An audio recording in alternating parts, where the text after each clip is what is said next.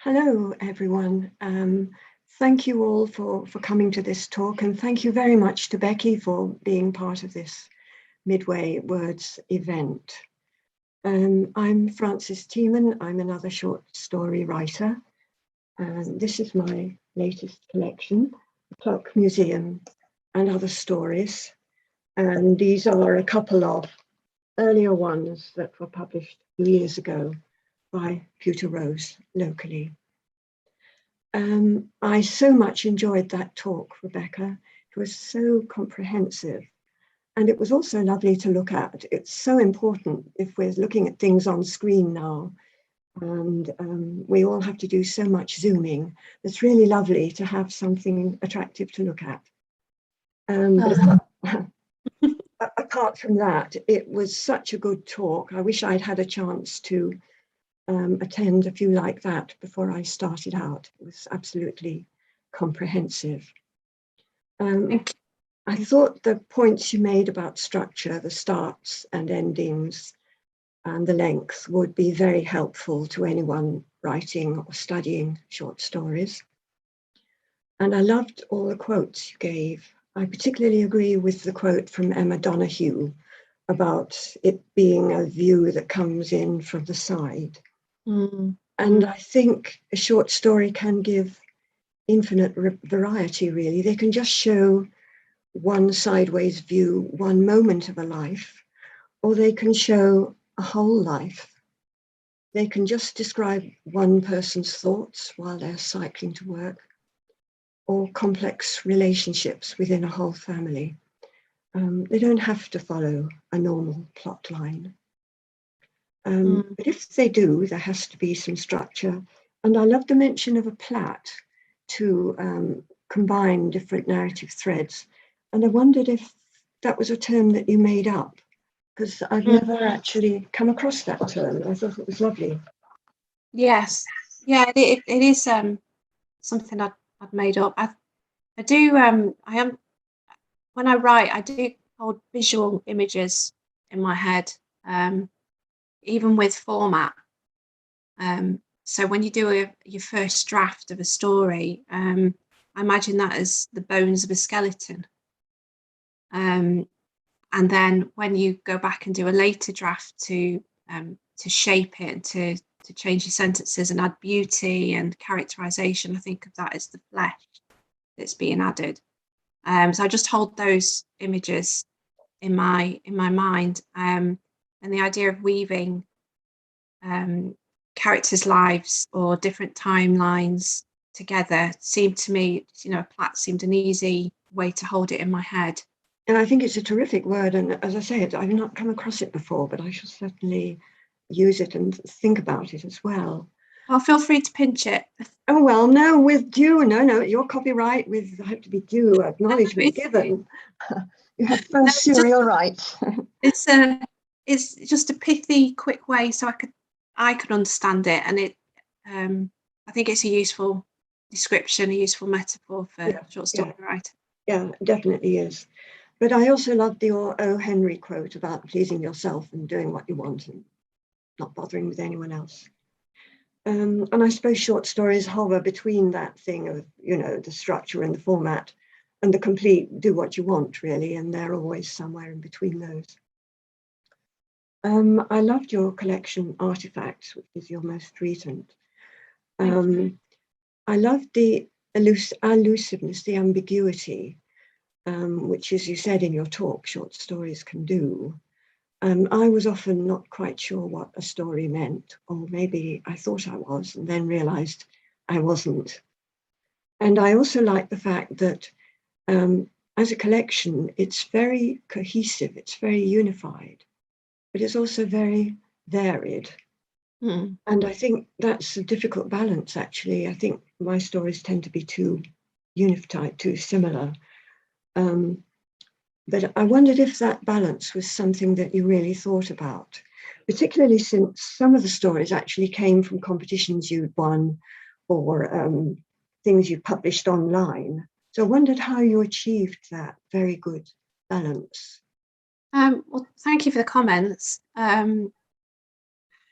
it's true that some of the stories that form that collection were written quite standalone, and they were submitted to competitions or journals, but not all of them. And I think I took a step back to see the kind of things I was writing, and saw that when I looked at it dispassionately, there was a certain theme to what I was writing at the time. I think that changes as a writer.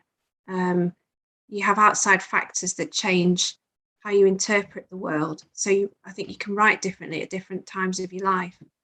But at that time, a few years ago, I could see that I was writing about things that hold meaning, items that hold meaning, or even a person, the shape of a body, the physicality of someone can hold meaning. So I could recognise that I had some of these stories that had done quite well in competitions or in journals, and I wanted to pull at that a little bit more, to see if I could build a collection around that theme. So there was some organic growth to these things, but then there was also a deliberate way of formatting, of structuring a collection. And there were some stories that I left out that I think could have gone in.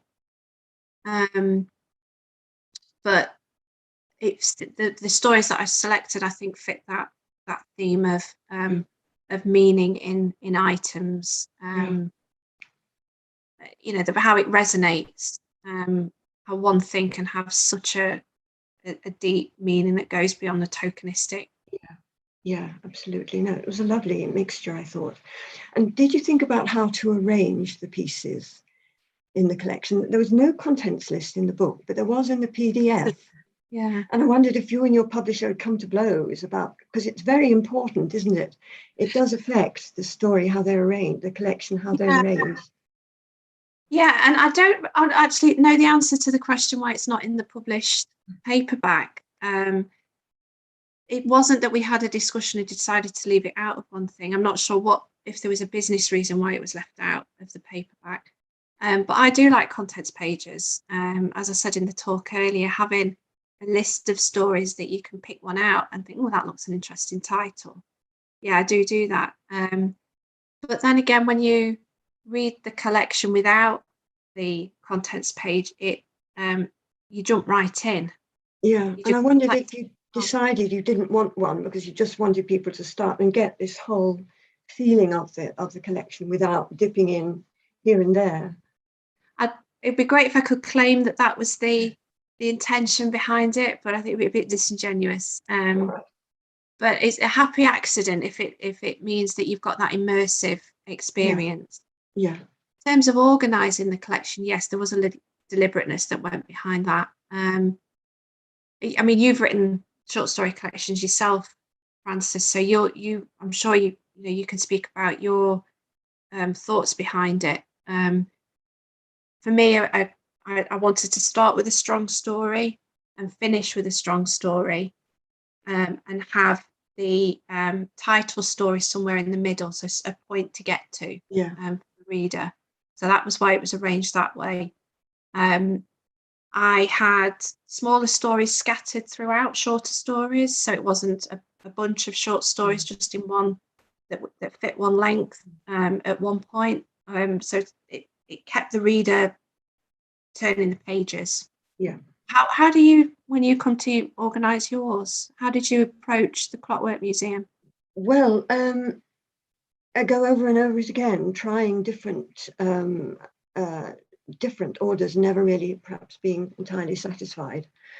I think in the Clock Museum, quite a lot of the pieces were rather long, and it was difficult to find the way of ordering them for the best, I thought. But with all of my collections, I've gone round and round trying to find the best way for them.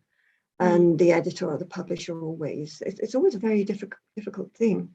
There was an article in the Author magazine last year about how to arrange short stories, and he got very complicated about it. And at the end, he said, each collection has a kind of inherent sense of its own structure, and we have to find it and not impose it. but I didn't really find that very helpful in the end. So no, I found it a problem. I understand what he means if you know what that inherent sense is, but if that's what you're looking for. Yeah, well, it's no good, is it? Yeah. Yeah. Yeah. Anyway, I just wanted to add a little bit more about competitions, which you touched on, because it's so difficult to get short stories published, and getting somewhere in a competition is very good. You probably know that the magazine Dyslexia, which has a lot of wonderful listings of submissions, publishers and competitions. And I've just got it. Their guide to indie presses, which is absolutely invaluable because it lists all those smaller presses that will take your stuff, and they won't need an agent and all of that sort of thing. Yes, that's very helpful. And I think word of mouth is really useful. So the events like this, to share with other writers where those resources are, where those openings are, is really fruitful and important to other authors. Yeah. I'd like to ask, or maybe we can discuss this business of metaphors and artifacts, as you call them. There are a lot of objects in your collection, and I wondered how an object becomes a metaphor, or perhaps an image or something else. I'm thinking of the story called Spark, or The Greatcoat. There's a lot of ways in which objects or artifacts can actually be used, isn't there, without them actually being metaphors? Yes, that's right. So if we take, for example, The Greatcoat, which is a story in the Artifacts collection, and it's about a soldier returning from the First World War. And this is one of the stories that I wrote about 3 years ago when there was the centenary of the end of the war. So there was a lot of information that was out there. And I read about soldiers returning that could hand back their greatcoats that they'd worn in the trenches and get money back for it. And not every soldier did, because there was some connection to their experience, but then other soldiers needed to have the funds, and that's what they did do. So a physical object like that, you can consider what it feels like, the weight of it when you wear it, the colour of it, the smell of it, and all of those things you can feed into your descriptions of how a character's feeling. If he's feeling the press of memory, it can be described through that metaphor of a heavy coat over his shoulders. If he's back home and he can smell something metallic in the air, or if he can taste metal in his mouth, he's back immediately in the trenches. So that metaphor of war and warfare. So if you think about the shape of an item, the feeling, the smell, the weight of it, you can put that into your inner monologue of a character. And then you can also reflect it back into a setting. So we've got in the story, the greatcoat was laid over a bench, a chair in his bedroom, and I described it looking like a dying man. So that immediately harks back to death, the battlefields. But it's reflective of how he's feeling inside at the end of that experience. So it's a sort of metaphor and an image and a memorial object, as well as also a very, very rich sort of thing. Yes, absolutely. In a piece I wrote called Shells, which was about a decorator, a rather rough character, poverty-stricken, difficult life, and a young, rather wealthy young lady, he's decorating her flat. And their sort of attraction springs up between them at a distance. She thinks of him amongst all of the things. And I used the image of the shells, which I came across in a cupboard while I was looking around, for firstly an image when you hold it up to your ear and you hear the distant sea, as an image of something distant and beautiful and unobtainable. But for her, it's more of an image of something which is closed and secret and shut in. And eventually it also becomes a sexual image because of the pretty pink colours and the mysterious opening and all of that sort of thing. So something can morph, can't it, really? I've read that story, and it's a beautiful way that you use the image of the shell. And I thought what was really intriguing was you had something at the heart of it for the builder. So he has a disabled child, and it's as though the child is at the core of that character. He goes into the child's bedroom, into the inner sanctum, into that cocoon, like the centre of the ammonite. And I thought that was really powerful and understated. And the reader has to work for it. And I really like those kind of stories where it's not handed to the reader on a plate, but that adds to the richness of the experience. So I thought that was really good. And also your story, The Clock Museum, the title story from your book, you again used the spiral metaphor in that, don't you? In the layout of the town and the movement of the characters around. And I like the way that you brought that the spiral shape into the inner thoughts of the characters. So the sections where you describe the helter-skelter of someone's thoughts, and the rapid twist of their emotions, and all of that it harks back to that key image, and is an example of how you can use that in your stories. Yeah, I think we were destined to do this, weren't we? Because you've been using these nautilus shell images in your slides. In that particular story, which I said it's a fable because there's so many meanings, I think that people could read into it. It's actually, spiral is actually time.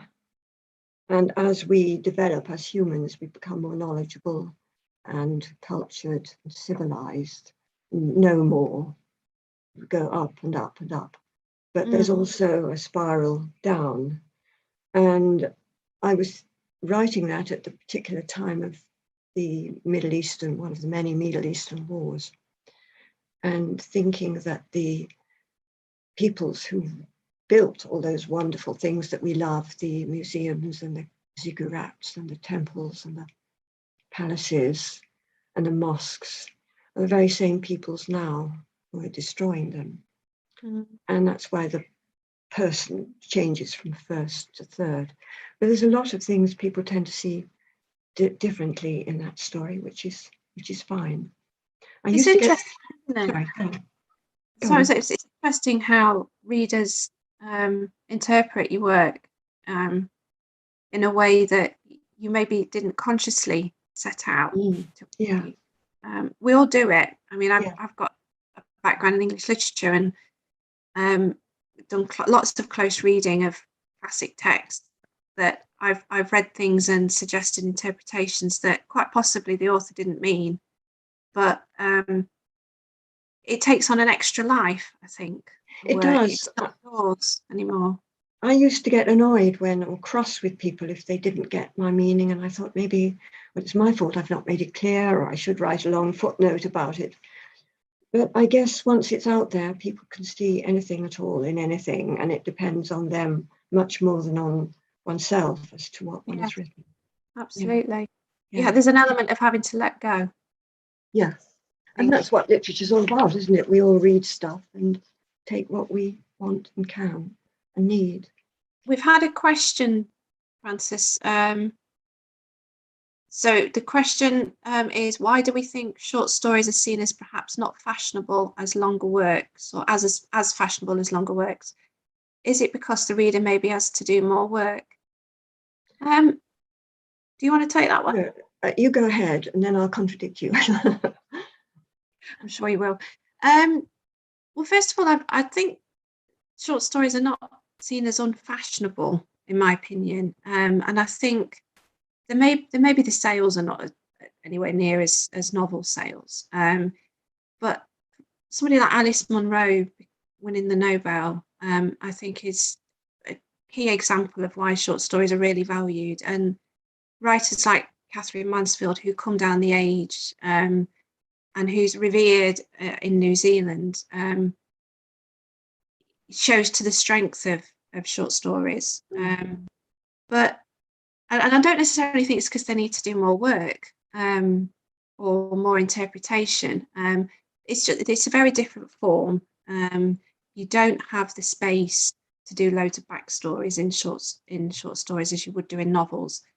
So you have to fill in the gaps yourself. So if that's what you mean by more work, I suppose yes, there's interpretations there. But that for me, that's half the joy of reading short stories. I like filling in the gaps. Yeah. Go on, Frances, contradict me. No, that's right. I know loads of people who don't read an awful lot, and they would never read a short story. What they love, and what most people love, is the novel, because it's a journey, isn't it? You get in, like getting in a train on a nice long journey up to Scotland, and the train carries you along, like the narrative drive.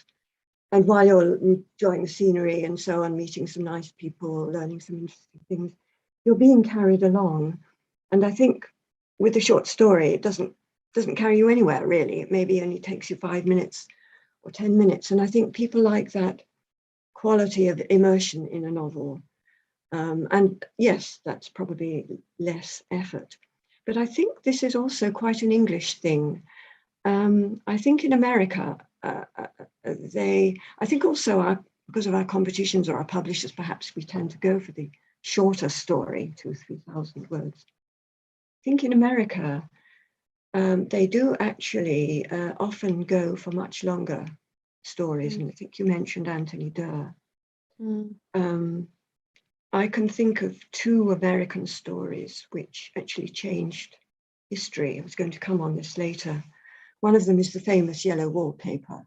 Yes. Which is a very long short story and actually changed the way that women were treated in terms of their mental health. And she actually mentioned the doctor, Charlotte Perkins Gilman, mentioned the doctor who mistreated her when she needed treatment. And another one is not so well known, A Jury of Her Peers by Susan Glaspell, which was written at a time when women they couldn't be jurors in America. And she wrote that as part of a movement to encourage the movement towards allowing women to be jurors, which became successful. So I think there's an acceptance in America that they're very often more weighty and more significant and more meaningful than I think we feel that they are here in this country, where they're seen as lighter and shorter, and maybe good for filling in the odd hour or half hour, which I think is a pity. And I don't know, I think perhaps one ought to write a book about significant short stories which have actually changed the world in a way that many novels have done, of course, like 1984 and stuff like that. So I think that'd be a fascinating book. It would be a good book. Read. Yeah. Collection of essays. Yeah. And I wondered if there are any other ways of promoting short stories in this country. Can we do anything else to that end, do you think? Well, what I do is have a social media presence. That's just the way things are now, especially within the last 18 months. People live online. So I've got a Facebook page and a Twitter account. I update fairly regularly, probably could update more.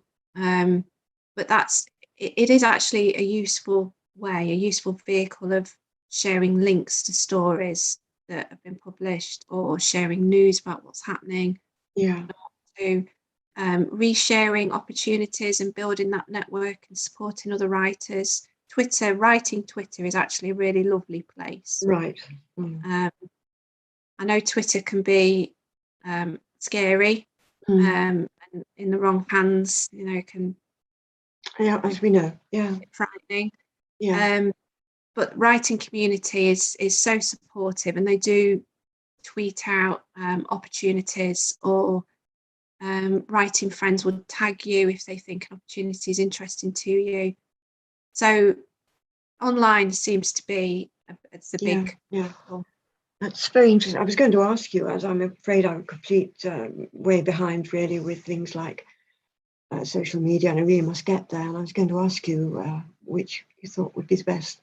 So Twitter, Facebook, really? Twitter and Facebook. I use them for different things, really. So Facebook is where I would publish links to short stories that have appeared and things like this. Whereas Twitter is more off the cuff, and I might reply to somebody or reshare other people's links or funny stories that I've seen online. It's a little bit more relaxed, and it's community driven, I think. Yeah. But I would say both of them are really helpful. I really need to get there, I'm afraid. Do you have a website, Frances? A website? Yes, I've got a website. Yes. And I try to keep that up to date. I'm very lucky with that. Another thing I wanted to ask you, you've written alternately novels and short stories, I think. Yes. And I so far have only written short stories, which I like because I feel I'm more like a potter. I can make my bowl or my vase or my jug and it's there and I can craft it with the shape and the glaze and there it is and it's finished and done. And when I try to think about a novel, it all seems to fall to pieces. And I wonder, do you actually change gear? Do you flick a switch? Do you think differently when you write a novel? Yes, I think I do. When I write a novel, the way that the words appear it's easier, it flows. But that's because I don't, and I will always go back and edit anyway, but it's because I'm not trying to pinpoint the meaning to every word like I am with a short story. There's just more space. I go back and I edit the life out of it and remove things, but in that first draft, it's just about getting the bones of your skeleton and creating it. So I think I do write differently with novels than to short stories. I don't know if there's which form I prefer. They're I was going to say which do you prefer? Because novels are going to take much longer. Yes, obviously than one short story, but it doesn't always take longer than a short story collection. No. So if I'm writing a short story collection and I'm setting off to write a short story collection, it can take as long as writing a novel. No, I can't pick a favourite between the two. No. They both drive me mad and both delight me equally. Yeah, of course. Are you this? So have you drafted any novels? I've drafted a novella, which is going to be, I'm going to send it. There's somebody, they're looking for novellas of about 40,000 words, and they want 20,000 to start. And I've drafted as much as I'm only about 7,000. So I'm way off. Still thinking of everything in short story terms, I think. I feel as if I've said all I need to say. I just have to keep pushing, I suppose. And maybe read a few to get me into the swing of it. Yeah. I mean, one way that can be tackled is if you write interlinked short stories, a number of them. I've got a friend who used to write loads of short stories about one village that he created, and all these characters, and 40 to 50 stories he'd written. Yeah. The Settling Earth, my second collection, is all about colonial New Zealand, with different characters appearing in those settings, and it's about the length of a novella. So that might be one way in. Yeah. A question from Lady M. Have either of you tried the 6-word story like Amber Gambler, Car Crash, Funeral Friday? I haven't tried that one.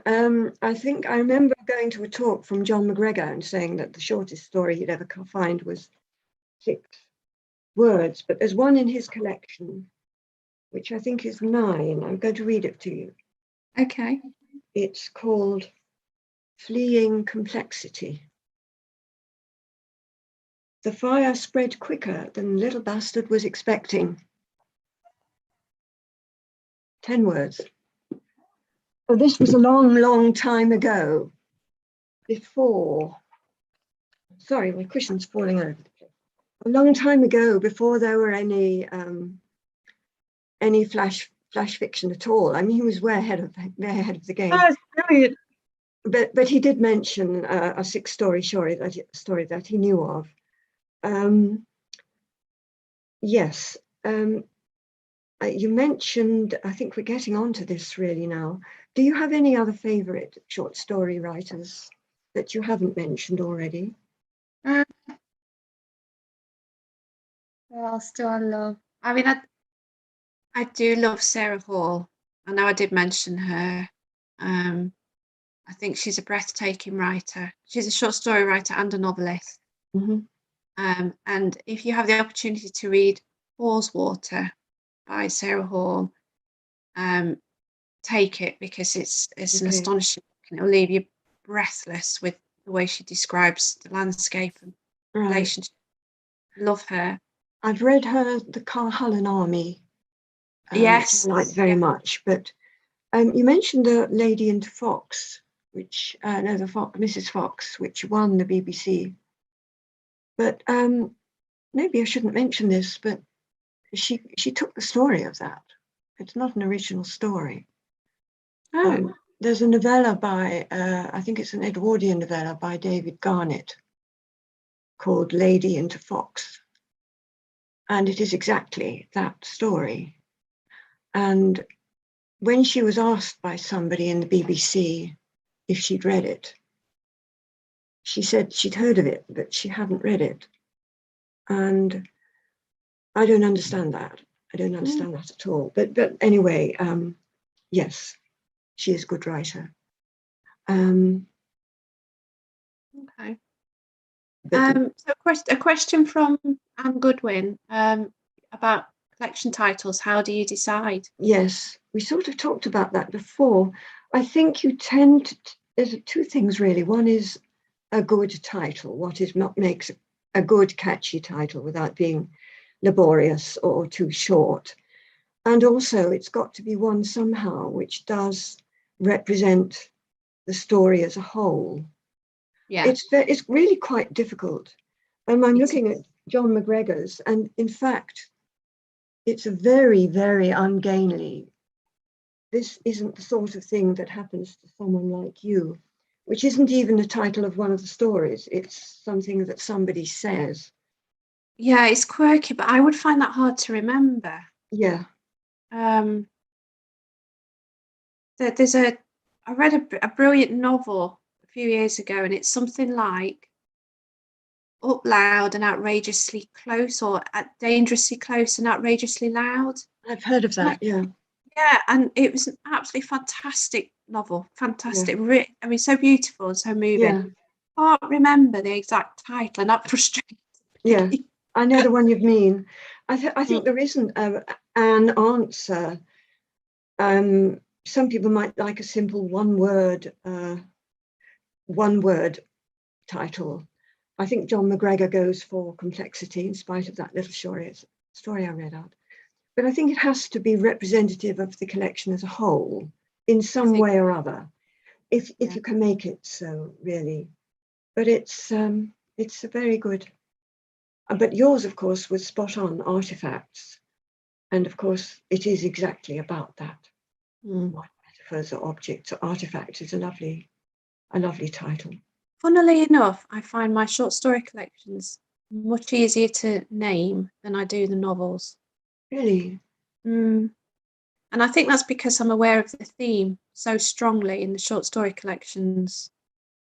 Whereas with a novel, there's so many other forces at play. Right. That the title doesn't leap out at me. And I think I drove my publisher nuts by changing my mind constantly with the 2 novels.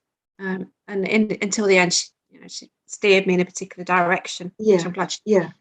Yeah. I'd just like to mention a couple of favourites. Again, they're not English. And apologies to anyone who's heard me go on about the Chekhov story. It's called In the Cart. Somebody told me about. There's an impoverished Russian little governess. She's travelling back home to her place of employment from visiting her family. It's dark, it's cold, it's Russia. She's not regarded, she's impoverished, she hates her job. She has absolutely no prospects at all. And then the cart stops at a level crossing, and she sees the train to Moscow flashing by, and it's lit, it's brightly lit, and it's full of rich, wealthy people laughing and talking and eating and drinking. And it's a vision of a life, and then it's gone, and she's back. And that, I think, to me, I may be exaggerating, one of the strongest images in literature. It's got the light and the dark and the rich and the poor and the good. Just incredible. And another one I would mention is O. Henry's The Gift of the Magi. Do you know that one? Yeah, I think I do know that one. Yeah. And It was like about, is it based on one of there was a poem, The Cold Coming We Had of It. No, that's T.S. Eliot. Yeah, that's a poem. He's a 19th century author, I think. I don't think he lived long. It's about two youngsters in New York. It's the end of the last century. But they're very poor. They've been married a few months, haven't got any money. They're very much in love, and they're coming up to their first Christmas. And they don't know what to get each other because they haven't got any money to buy it. So she decides that she will have her beautiful auburn hair cut and sold, which apparently you could do in those days, somebody does that in Little Women. So she has her beautiful hair all cut off and sold. And with that, she buys a fabulous watch chain for her husband's lovely old watch, which he got from his family. She buys a chain for his watch. And he doesn't know what to get for her or how to pay for it. But eventually he knows what he'll do, and he sells his watch in order to buy her some beautiful combs for her hair. Oh. It's the most heart-wrenching story, and an image, I think, maybe more than a metaphor. Kind of love that is. You can find it in collections, pretty. It's one of his most famous. And I love John McGregor's short stories because they vary from that ridiculously short one to quite long ones. There's a huge variety there. And the other thing I think we were talking about is connecting short story collections by subject matter or topic or location, place. And also, I think you mentioned telling a story through a lot of short pieces. There's an Irish novel called The Spinning Heart by Donald Ryan, which tells a story through about 20 different voices. And another favourite novel of mine, Adam Thorpe's Alverton, which is actually a novel in about 16 short pieces, telling the history of this place through different characters. Yeah. About Cromwell's time to now, which is. I was thinking of Olive Kittredge. Yes. As a recent example of that format. Yes. Done very well. Yes. So I think there are ways of making short stories more connected and stronger and maybe more popular. But I guess some of us will always love them as they are anyway.